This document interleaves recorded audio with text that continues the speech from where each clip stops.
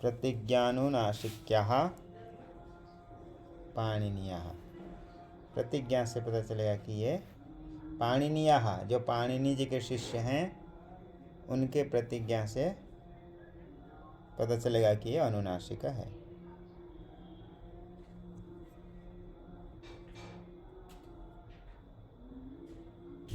तो देख लीजिए, प्रतिज्ञानुनासिक्याः पाणिनीयाः।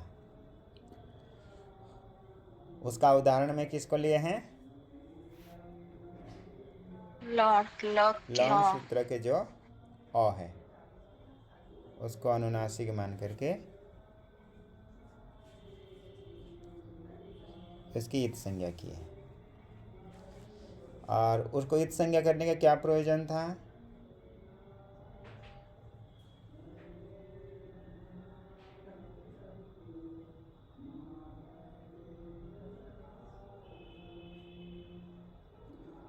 लॉ में जो अ है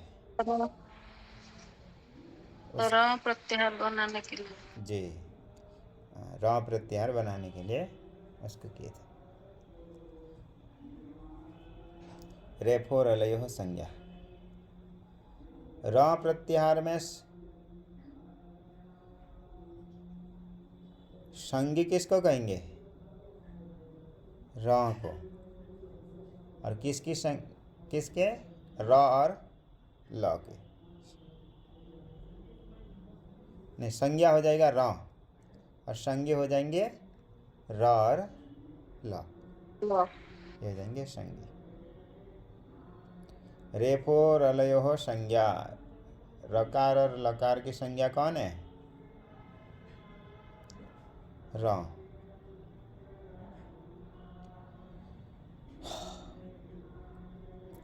और सूत्र में देखो,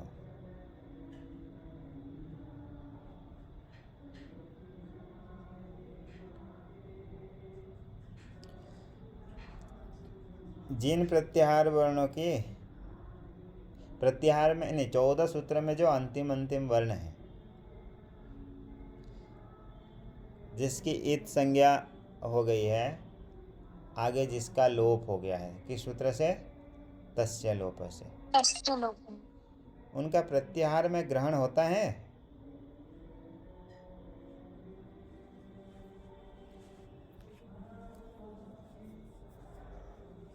जैसे अक प्रत्याहार है कि अच प्रत्याहार है। अच प्रत्याहार में क्या क्या आते हैं? आई उ से आई उ री ए ओ आई औ। हाँ, उसमें न, क, ग, च ये आते हैं?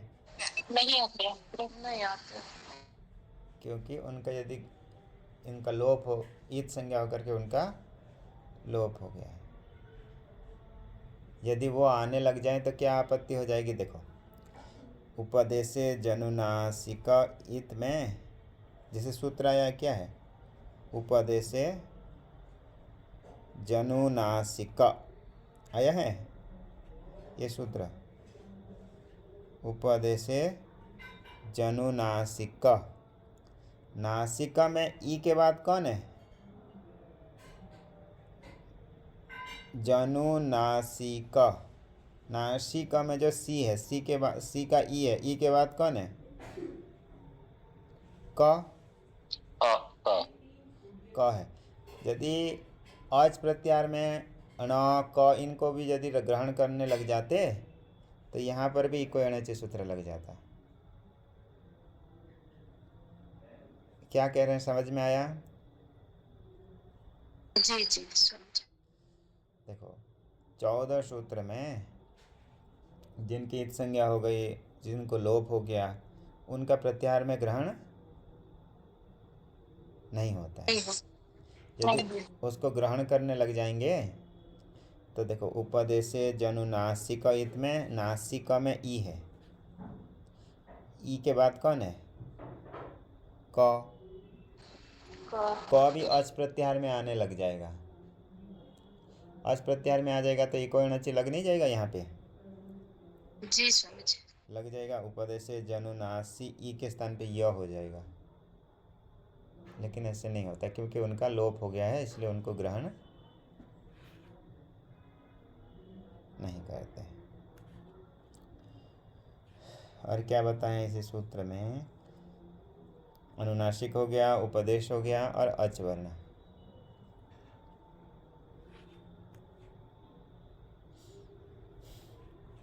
आगे अगला सूत्र, उरण रपरह, ये आया था सूत्र। ये भी क्या सूत्र है? ये कितने प्रकार के सूत्र होते हैं? 6 प्रकार। 6। उनमें से उरण रपरह क्या सूत्र है? परिभाषा सूत्र है।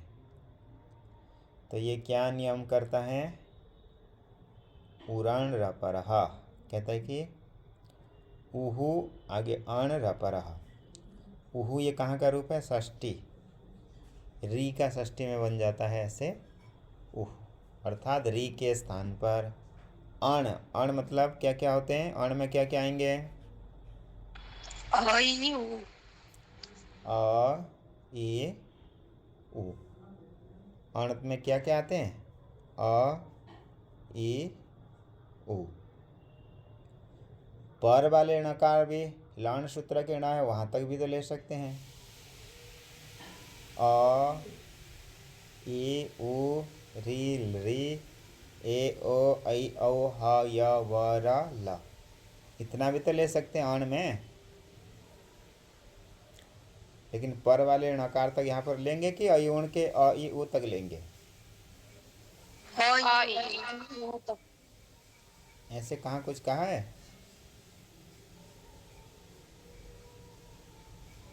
जी।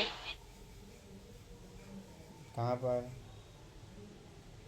स्वामी जी आप बोले थे कि सिर्फ अनुदित सवर्ण से चा प्रत्यय में ही अण पर्यंत लिया जाएगा, वो पूरा लिया जाएगा। जी हाँ, वहीं बाकी से सब में अ ई उ। वहीं पे बताए थे, अत्रैवाण परेण नकारेण, अत्रैव अनुदित सवर्ण से चा प्रत्यय सूत्र में ही पर वाले नकार तक लेना चाहिए, बाकी अन्यत्र कहीं भी कहना है तो अण अ ई उ को ही लेना है। आगे रपरह, रपरह का क्या अर्थ है?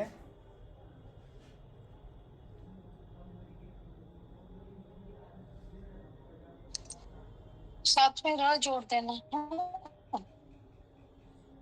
र पर में जिसका। हाँ, र पर में है जिसके, उसको क्या कहते हैं? रपरह। जिसके रपर में। कहाँ चला गया अंतिम में? र पर में है जिसके, उसको क्या कहते हैं? रपरह। तो जो अण होता है वो रपर होकर के होता है। ये हो गया था। आगे इसी बात को वृत्ति में कह दिया, देखो, रीति त्रिंशतः संज्ञा इति उक्तम। री के कितने भेद होते हैं? री के 18 री के 18, लेकिन यहाँ 30 कह रहा है। री इति त्रिंशतः, नहीं वो री हाँ, री को मिला करके 30, उसकी 30 भेद मतलब 30 संज्ञा ऐसे कह दिया। तत्स्थाने और रिकार के स्थान पर 30 भेद वाले रिकार, यानी कि ह्रस्वरी, दीर्घरी, प्लुतरी, ऐसा कोई नहीं, कोई भी री हो उसके स्थान पर यदि विधान होगा, यह अण, जो भी अण विधान होगा, सह सह का अण, रपरह यानी र पर में है जिसके, ऐसे र पर में जोड़ करके ही सन एव प्रवर्तते, ऐसे प्रवृत्त होता है। जैसे कि कृष्णार्धी तवल लकार ये बनाए थे। ये हो गया था कृष्णार्धी, कृष्णा प्लस जो दूसरी है तवल लकार के बारे में थोड़ा बता दीजिए। कृष्णार्धी तो समझ में आ रहा है, जो तवल कर है तव प्लस तो लिकार, विच्छेद करेंगे, तव प्लस रिकार, विच्छेद क्या होगा? तव प्लस ऋकारः।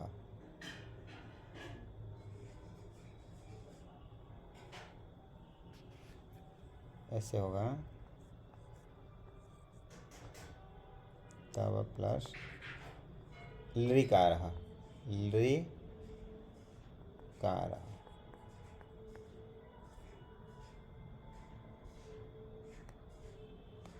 तव प्लस लृकारः, ये शब्द ऐसा है। ठीक है, तो यहाँ पे क्या सूत्र लगेगा?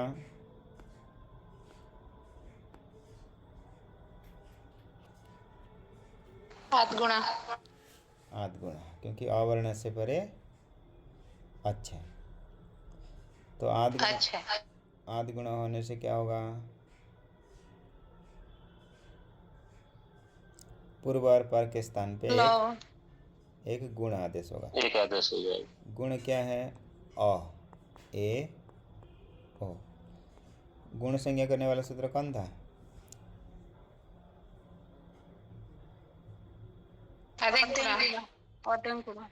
अदेंग गुण कि आद गुण? अदेंग गुण। अदेंग गुण से गुण संज्ञा होकर के, तो बोले एक गुण होगा तो कौन होगा? अ, ए, ओ। इसके लिए फिर सूत्र आ जाएगा स्थाने अंतरा तमः। हो करके स्थान देखेंगे तो अ का है कंठ, लृ वाला तो मिलेगा नहीं, तो लितलसानाम दंतः, कंठ दंत तो है नहीं, कंठ सामान्य को लेकर के अ करेंगे, और ऋ के स्थान पे अ। अब ये री और ऋ दोनों एक ही है, सवर्ण होने के बाद तो ऋ के स्थान पे होगा तो भी रपर होकर के होगा, अल कर देंगे। री होता तो रपर, ऋ है तो लपर करके अल। तब हलंत आगे अल आगे जी समझ। कारः, तवल कारः, ऐसे बन जाएगा। ऐसे कृष्णार्धी तवल लकार।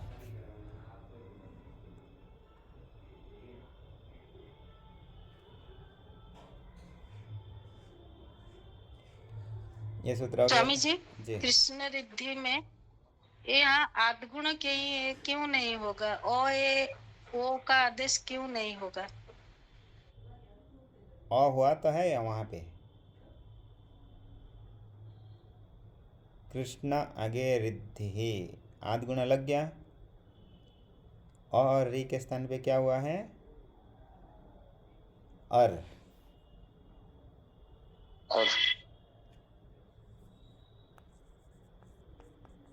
कृष्ण प्लस रिद्धि, कृष्ण की रिद्धि, भगवान की रिद्धि, समृद्धि। यहाँ पे है अ, आगे है री, दोनों के स्थान पे क्या हो जाएगा? अ। गुण होगा उरण रपर की सहायता से अर, कृष्णर आगे धी, मिला देंगे तो कृष्णार्थी। कृष्णार्थी। आगे सूत्र आया था लोपः शाकल्यस्य। सूत्र क्या करता है?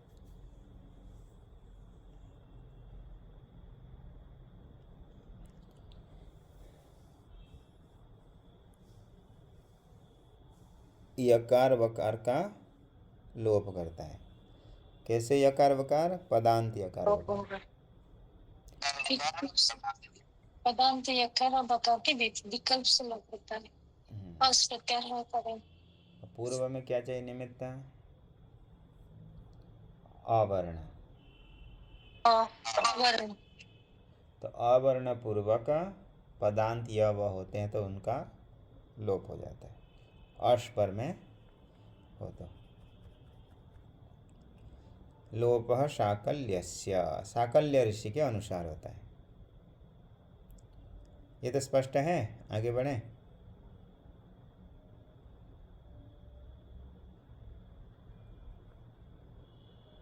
उदाहरण आगे दिख जाएगा, आ रहा है।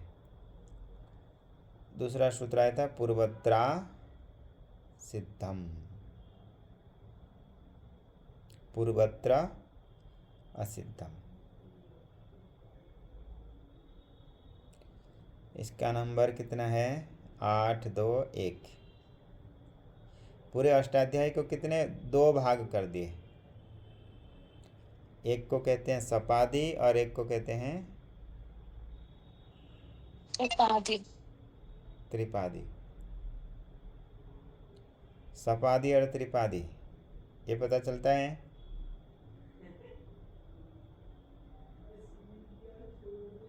सपादी किसको कहते हैं? सपादी कहाँ से कहाँ तक?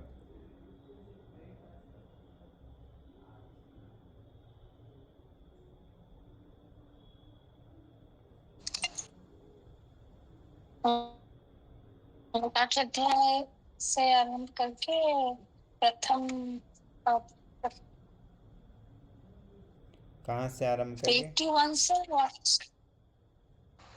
स्वामी जी ये है पूरा 7 अध्याय और अष्टम अध्याय के एक पाद जी। को हाँ। पहले अध्याय से लेकर के प्रथम अध्याय से लेकर के पूरे 7 अध्याय अष्टम अध्याय के एक पाद, इसको क्या कहते अष्टम हैं? अध्याय के एक पाद सपादी, इसको कहेंगे सपादी। इसको वैसे कहेंगे सपाद सप्ताध्याय। 7 अध्याय और एक पाद, पादे न साहित्य सपाद, मतलब एक पाद एक्स्ट्रा अधिक। 7 अध्याय पूरे तो 7 अध्याय हुए और कितने? एक पाद, इसलिए इसको क्या कहेंगे? सपादा सप्ताध्याय। 4 में से एक भाग को क्या कहते हैं? पाद शब्द से कहते हैं संस्कृत में। 4 चरण हो, 4 को मिला एक का 4 भाग करते हैं। उन 4 में से एक भाग को क्या कहा जाता है? चरण भी कह सकते हैं, पाद भी कहते हैं।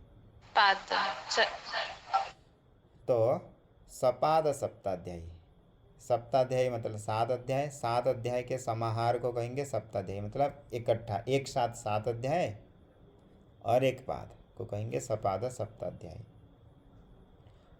और त्रिपादी मतलब 3 पाद के समूह इकट्ठा एक साथ को क्या कहेंगे? त्रिपादी।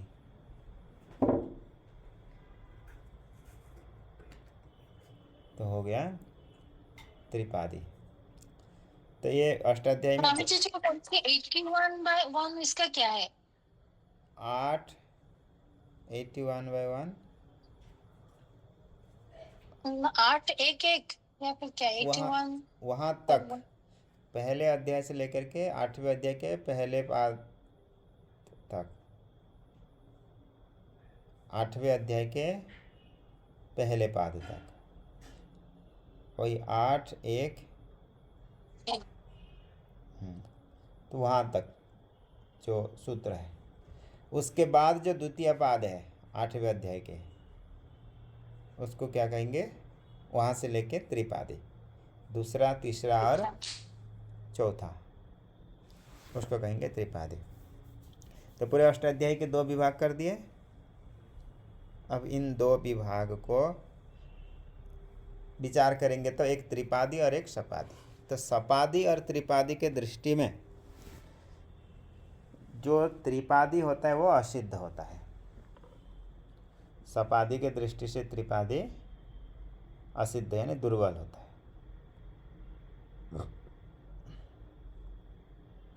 देखिए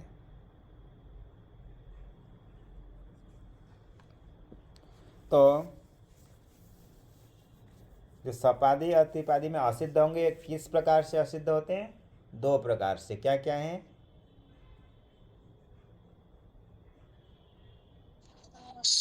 यह सूत्र अशुद्ध और एक कार्य असिद्ध। जी, सूत्र असिद्ध होते हैं और कभी कार्य असिद्ध होते हैं। जैसे कि आप भी दिखाएंगे कार्य असिद्ध लोप साकल्यस्य का, कहीं सूत्र आएगा तो सूत्र असिद्ध भी दिखाएंगे। तो पूर्वत्र असिद्धम।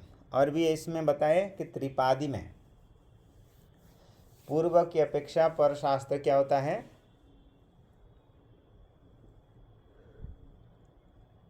असिद्ध होता है। परशास्त्र असिद्ध। जैसे कि कम संख्या वाले की अपेक्षा पर वाला जो अधिक संख्या वाले असिद्ध होंगे। सपादी में कैसे होंगे? जो पर संख्या वाले होंगे वो बलवान होंगे। उस बात को यहाँ पे कह रहे हैं? नहीं, यहाँ तो वो नहीं कह रहे हैं, बाकी ऐसे आगे बता देंगे। बी प्रतिषेधे परम कार्यम, एक सूत्र आएगा। पर वाला कार्य बलवान होता है, वो बताएंगे। उदाहरण आया था हर इह हर इह, हरे प्लस इह था, क्या सूत्र लग गया?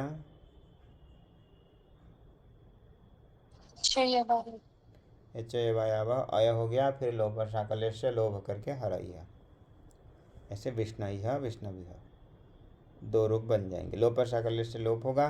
लोप होने के बाद सूत्र लगना चाहिए आद गुण हर प्लस यह में, परंतु नहीं लगेगा क्योंकि जो कार्य हुआ है बीच में यकार का लोप वो असिद्ध हो जाएगा। असिद्ध होने से वहाँ पर अवर्ण से परे अच नहीं दिखेगा। क्या दिखेगा उसको? यकार दिखेगा, क्योंकि जो जिसने य का लोप किया था, कौन से सूत्र से यह लोप हुआ है? लोपो साकल्य। हाँ, उसका नंबर है 8 3 19, वो है त्रिपादी। और जो आद गुण सूत्र है वो 6 1 87, वो है सपादी। उसके दृष्टि से त्रिपादी असिद्ध हो।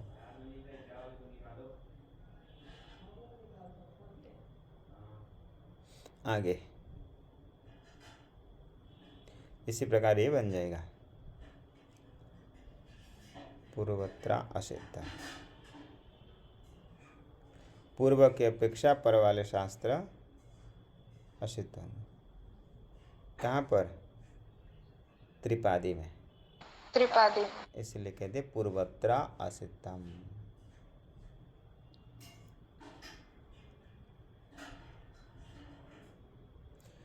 आगे सूत्र आया वृद्धिरा दैच।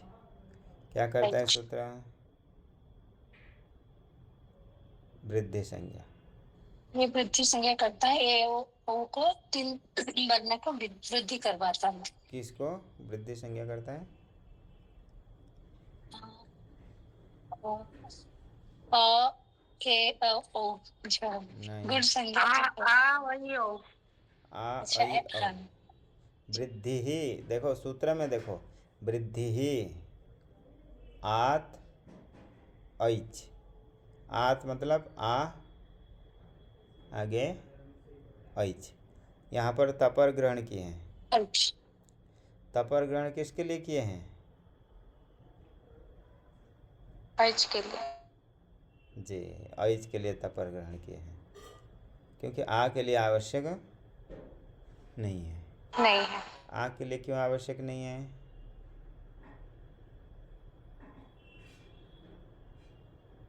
कि 6 भेद है तो इसलिए आवश्यक नहीं है। जी, थोड़ा सा और स्पष्ट है। समझिए दीर्घ है, इसलिए 6 वर्ण है।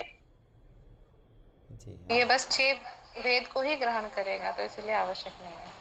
हाँ, ये जो आ है वो 18 भेद ग्रहण नहीं करता है, अपने दीर्घ को ही ग्रहण करता है, क्योंकि 14 सूत्र में आ पढ़ा गया है? नहीं, वहाँ पर अ पढ़ा है। अ ग्रहण करता है अपने 18 भेद का, आ वहाँ पे पढ़ा नहीं है।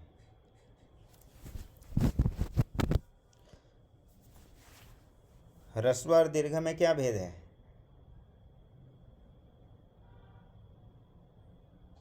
उच्चारण मात्रा। एक अगर होगा तो ह्रस्व होगा, दो होगा तो दीर्घ होगा, दो से ज्यादा होगा तो तुत हो जाएगा। जी हाँ, यही भेद है। तो देखिए, तो वृद्धि ही आत ऐच, ऐच में ये होंगे। और देखिए एक बात और है कि आ ऐ औ सवर्ण संज्ञा किसकी होती है?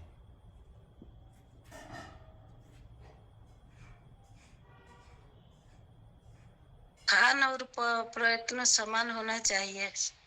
जिन वर्णों का परस्पर में सवर्ण संज्ञा होता है। अ और आ सवर्ण हैं,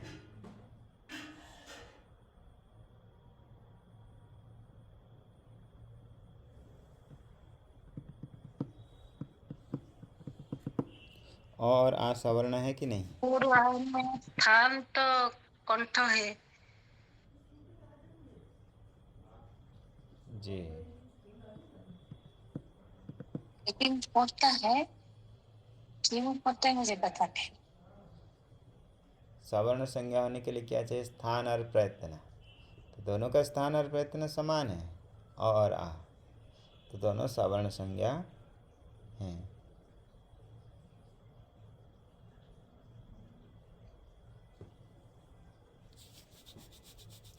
ए और ऐ सवर्ण है, इसी प्रकार दीर्घ ई है। क्यों है सांजी, थोड़ा क्लियर कीजिए फिर से प्लीज। सवर्ण संज्ञा होने के लिए स्थान और प्रयत्न समान होना चाहिए। प्रयत्न 5 है, आभ्यंतर प्रयत्न। जी। वो जिन वर्णों का परस्पर में आभ्यंतर प्रयत्न और स्थान समान हो जाते हैं उनको क्या कहा जाता है? सवर्ण। सवर्ण से उनकी सवर्ण संज्ञा होती है। जैसे अ, क और ख दोनों का स्थान कंठ है, दोनों का प्रयत्न क्या है? क इस स्पष्ट है, सॉरी इस स्पष्ट। हाँ, क और ख का प्रयत्न है स्पृष्ट प्रयत्न, तो दोनों सवर्ण है। ये वाला क्लियर बिल्कुल नहीं हो पाता है। इसके लिए याद करना पड़ता है, याद नहीं होने से इसमें समझने की जैसे ज़्यादा कुछ नहीं था, क्योंकि जी आपको सबसे पहले तो 5 प्रयत्न याद नहीं है कि याद है? याद है 5 प्रयत्न? जी नहीं। हाँ, तो कैसे होगा वो? संज्ञा प्रकरण ऐसा चीज़ है कि उसको ध्यान में होना चाहिए, याद होना चाहिए। बोलेंगे क का स्थान क्या है? कंठ। कंठ। इसमें मुझे समझ में नहीं आया, ये प्रश्न बनेगा नहीं। आपको याद करना पड़ेगा कि अपोह विसर्जनीयानाम कंठ। हाँ, ज़्यादा सूक्ष्मता से जाएंगे, बोले कंठ क्यों है, ये शोध कर सकते हैं, वो अलग बात है। लेकिन आपको बता दिए कि अ और क वर्ग में जो होते हैं उनका स्थान क्या है? कंठ है। कंठ। तो आपको ये ध्यान में रखना चाहिए कि उसका स्थान है कंठ है। बोले अ का स्थान क्या है बोलने से समझ में नहीं आया, ये तब नहीं समझ में आएगा यदि आपको याद नहीं होगा। यदि याद रहेगा तो वो समझ में आ जाएगा। इसलिए स्थान और प्रयत्न को क्या करना पड़ेगा? याद करना पड़ेगा, उसको कंठस्थ करना पड़ेगा। पहले 5 प्रयत्न याद करें और स्थान, प्रत्येक वर्ण का स्थान और प्रयत्न कंठस्थ करें तो आपको समझ में आ जाएगा। ठीक है? तो देखिए,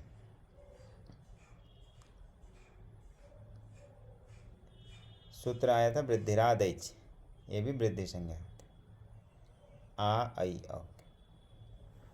हाँ, जो प्रश्न था तो वही देखिए।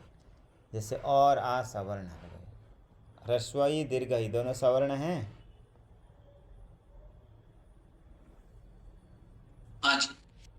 जी।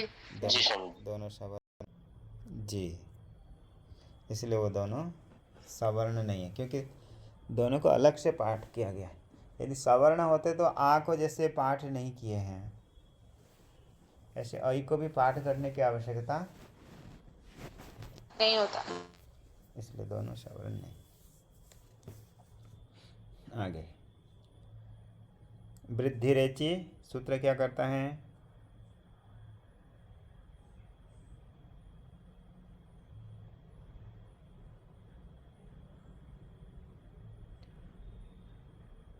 वर्ण से पहले एच हो तो दोनों स्थान पर एक वृद्धि आदेश हो।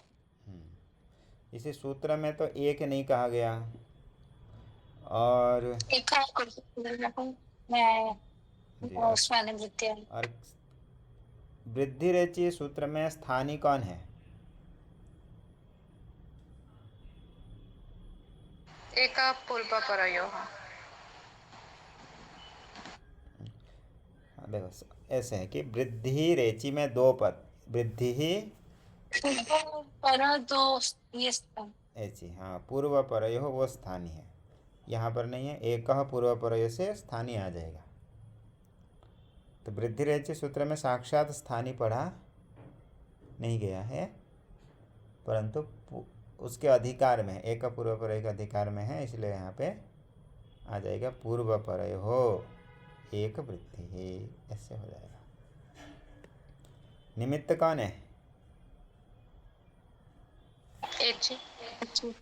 एची निमित्त। तो जैसे कि कृष्ण आगे एकत्वम, कृष्ण ही कत्वम बन गया। गंगा प्लस ओघः, गंगौघः, गंगा की ओघ प्रभा। पहले आदि गुण प्राप्त था, गुण प्राप्त था, गुण का अपवाद हो गया। कौन? वृद्धि। तो गुण का अपवाद कौन है? वृद्धि। इसलिए क्या दिया है? गुणापवाद, गुण का अपवाद है। कौन? वृद्धि, इसलिए दिया है गुणापवाद। अपवाद किसको कहते हैं?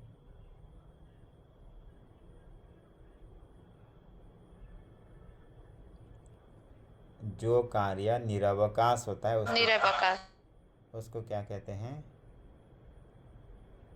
अपवाद। निरवकाशो विधि ही अपवाद। जो विधि निरवकाश है, जिसको अवकाश यानी स्थान नहीं मिला है, ऐसे विधि को क्या कहते हैं? अपवाद। विधि का यानी कार्य, जिस कार्य को स्थान अभी तक नहीं मिला उसको कहा जाएगा अपवाद। अथवा दूसरे प्रकार से इसको समझ सकते हैं कि एक कार्य प्रारंभ होते हुए उसके ऊपर यदि दूसरे कार्य का आरंभ किया जाता है तो उसको भी क्या कहते हैं? अपवाद। जैसे अवर्ण से परे एच है, कृष्ण में है अ, एकत्वम में है ए। अवर्ण से परे अच होने पर आद्गुण सूत्र प्राप्त होना चाहिए, लगना चाहिए, प्राप्त है।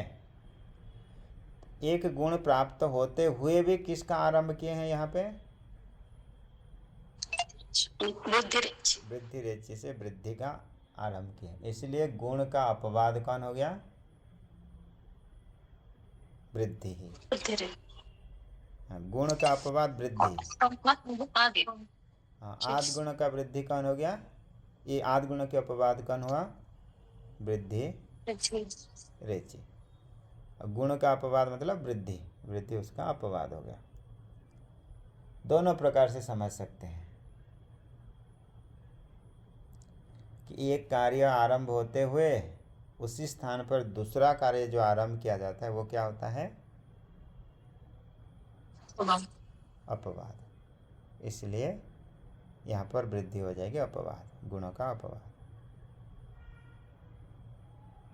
ये सांख्य कुछ दिन पढ़ा रहे थे तो उसमें आया था,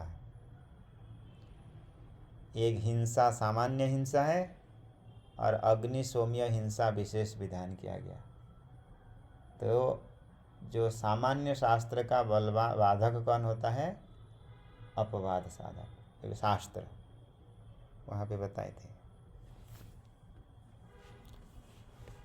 तो देखिए, तो गुणापवाद, ये समझ में आ गया? गुणापवाद, इसका क्या अर्थ हुआ? गुण का अपवाद। कौन हुआ? वृद्धि। वृद्धि। देखो गुण का अपवाद कौन बोलने से वृद्धि रचि नहीं बोल सकते हैं। वृद्धि। वृद्धि। आद गुण का अपवाद कौन है? वृद्धि रेचि। वृद्धि रेचि। गुण का अपवाद कौन हुआ? वृद्धि। वृद्धि। ऐसे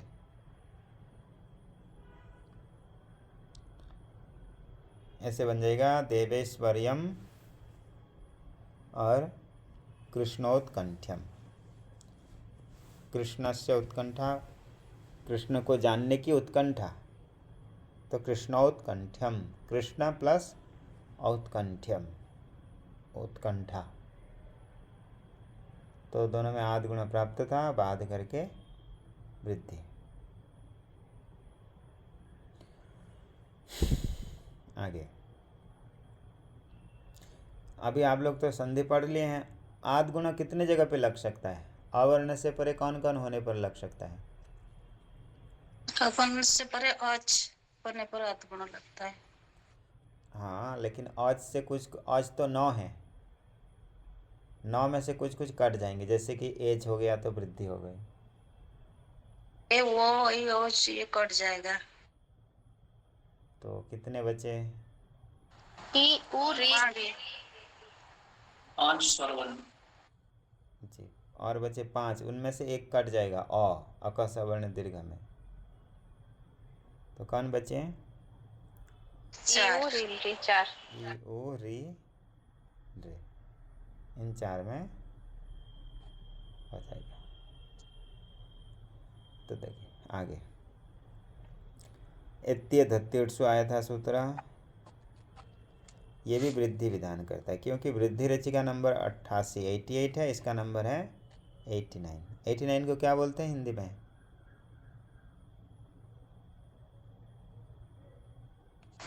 उनासी। 89। हाँ, ये बताओ 87, 88, 79 कौन बड़ा है? 87। आद गुण हो गया 87, वृद्धि रचि हो गया 88, और 87, 88, 79 में बलवान कौन हुआ? कौन है? 89। नहीं, हिंदी में। हिंदी में नहीं। इसको बोलते 79 नहीं, 89। 79 बोलेंगे तो 79। 79। 79 होता है। मेरे मन में आ रहा था कि क्या ये बोल दिया मैंने। जी 89। इसको बोलेंगे 89। 9 अधिक 80, 89। 9 अधिक 80 को क्या कहेंगे? 89। तो वहाँ से वृद्धि की अनुवृत्ति आ जाएगी, वृद्धि रेचि से, और एक का पूर्व पर एक अधिकार है 111 तक, तो इसलिए पूर्व पर हो एक वृद्धि, और आद गुण से क्या आ जाएगा? अवर्ण की आत, ऐसी अनुवृत्ति आ जाएगी। तो पूरे अर्थ क्या होंगे? अवर्ण से परे वृद्धि आदेश होगा, एक वृद्धि आदेश होगा।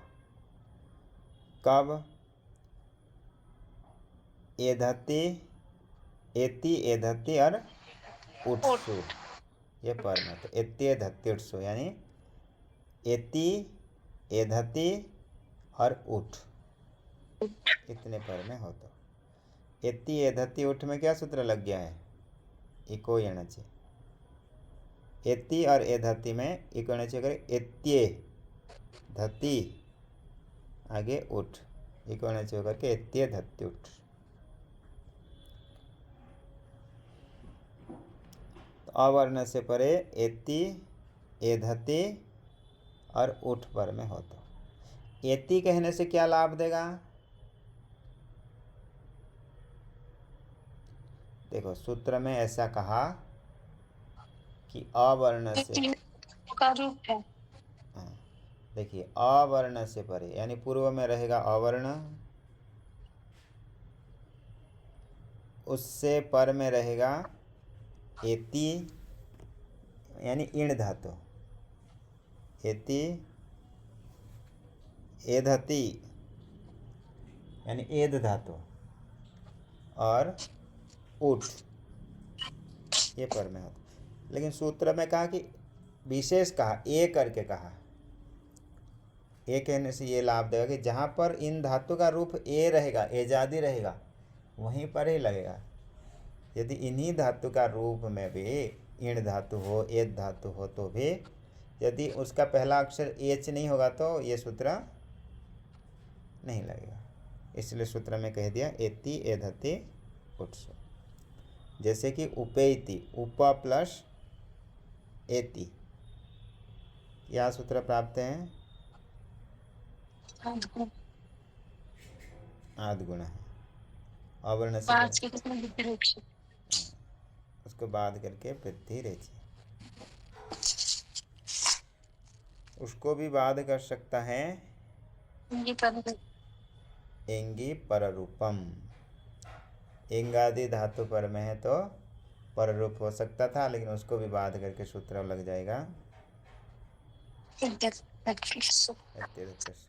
देखो यदि पर शास्त्र देखेंगे तो एत्यधतिर्सु का नंबर क्या है? 689। और एंगी पररूपम का नंबर क्या है? 94 समझ। 94। तो बलवान कौन होना चाहिए? एंगी पररूपम। परंतु यहाँ बाधक कौन बन रहा है? एत्यधत्युत्सु, क्योंकि ये विशेष कहा कि 3 जगह के लिए,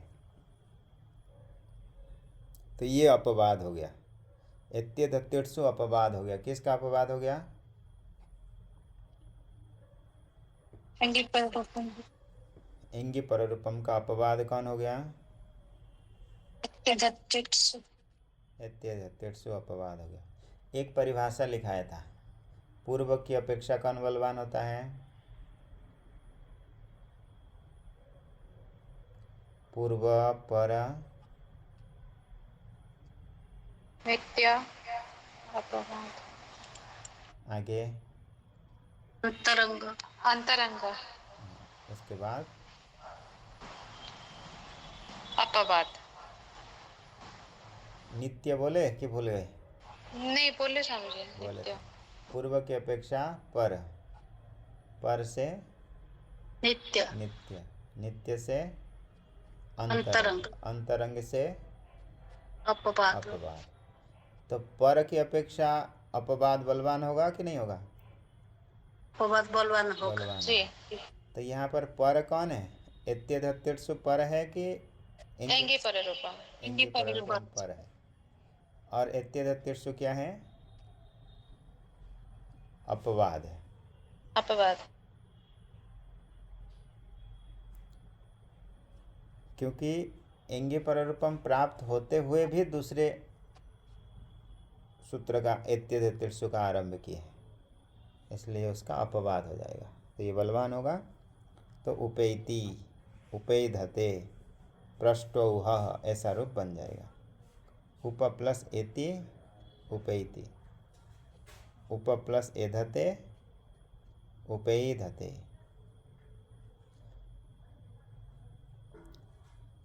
उपेति में यदि पररूप होता तो क्या रूप बनता?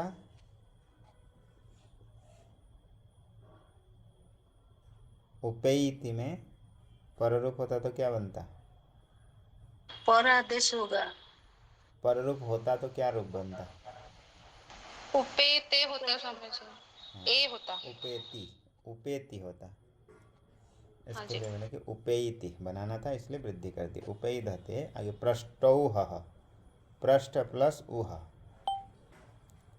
पृष्ठ आगे ऊह में क्या सूत्र प्राप्त है? गुणा। आद्गुण। उसको बाद करेगा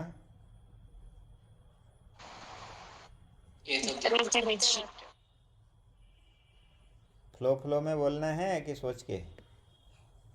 प्रवाह में? एतेधत्युत्सु। एत्येधत्युत्सु। वृद्धिरेचि बात करेगा?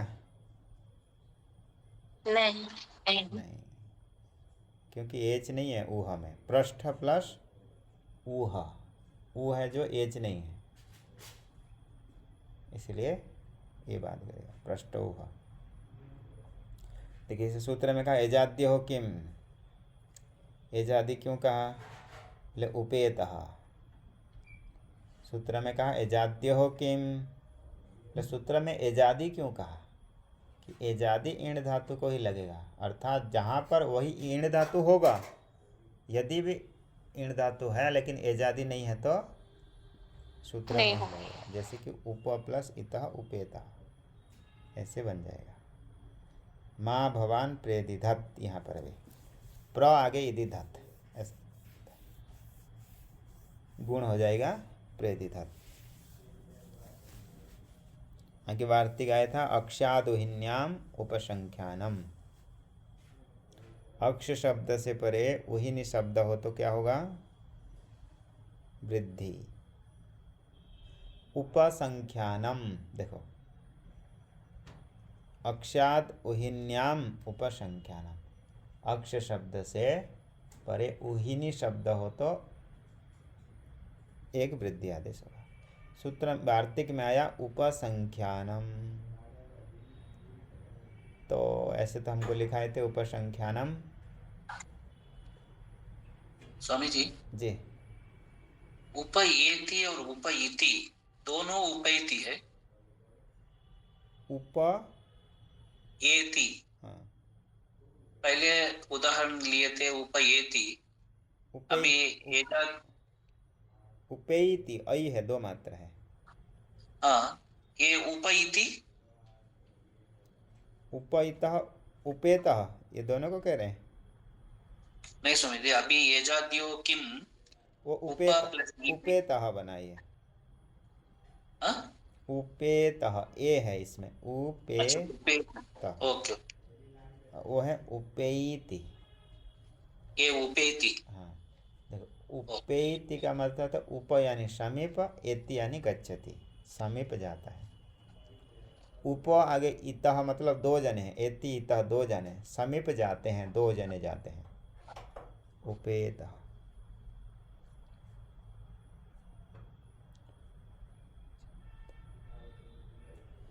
आगे तो अक्षादुहिन्याम उपसंख्यानम, उपसंख्यान यानी अधिक वचनम कर्तव्यम, ऐसा अर्थ बताए थे हमें पढ़ते समय। अर्थात कि इनको भी कहना चाहिए वृद्धि। अक्ष से परे उहिनी शब्द हो तो भी वृद्धि कहना चाहिए। जैसे कि अक्षोहिणी ऐसे बन गया, अक्ष प्लस उहिनी, अक्षोहिणी। एक आगे सूत्र आएगा, न को न हो गया, अक्षौहिणी। पूर्व पदार्थ संज्ञायाम अगः। आगे वार्तिक प्रादुहो ढोढ्ये शैष्येस्येषु, पहले रहेगा प्राद पंचमी, प्र से परे ऊह,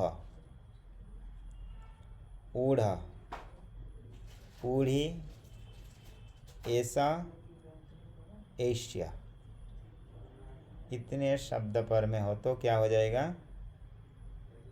वृद्धि। और एक एक करके बन जाएगा प्रौहः, प्र प्लस ऊहः, प्रौहः, वृद्धि हो जाएगा प्रौ। जहाँ समझ में नहीं आ रहा है तो आप बोल सकते हैं, फिर बता देंगे। जिसको कोई भी हो, जो भी आपको समझ में नहीं आ रहा है तो बता देंगे। स्वामी जी कितना कठिन है सारा, हो जाता। कठिन इसमें क्या है? आध गुना लग जाता है यदि वृद्धि नहीं करते तो। प्र प्लस ऊहः, यहाँ पर आध गुना प्राप्त है, आध गुना हो सकता तो प्रोह हो जाता, लेकिन उसको बाद कर देना है, वृद्धि करना है विशेष ऊह पर में, तो प्रौहः, प्रौहः, प्रौढ़ः, प्रौढ़ी, प्रेषः, प्रेष्यः, ऐसे बन जाएगा। अर्थ तो वहाँ बताए थे उस समय। आगे रीते च तृतीया समासे, रीत शब्द पर में हो तो क्या होगा, अवर्ण से परे, पूर्व में रहेगा अवर्ण, पर में रहेगा रीत शब्द, तो पूर्व और पर के स्थान पर एक वृद्धि आदेश हो। लेकिन ये जो प्रक्रिया है ये तृतीया समास में ही हो। जैसे सुखे न रीतः इति सुखार्थ, सुख आगे रीतः, यहाँ दो शब्द में तृतीया समास हुआ है, तो यहाँ पर वृद्धि आदेश हो जाएगी। सुख प्लस रीता में सुखार्थः, ऐसे बन जाएगी। यदि तृतीया समास नहीं होगा तो गुण हो जाएगा, जैसे परमर्थः, परमश्च असौ रीतः इति परमर्थः, कर्मधारय समास हुआ यहाँ पे। चलो कोई नहीं, ये समास तो समझने में यदि ऐसे तो कठिन नहीं है, तो ये परमर्थः।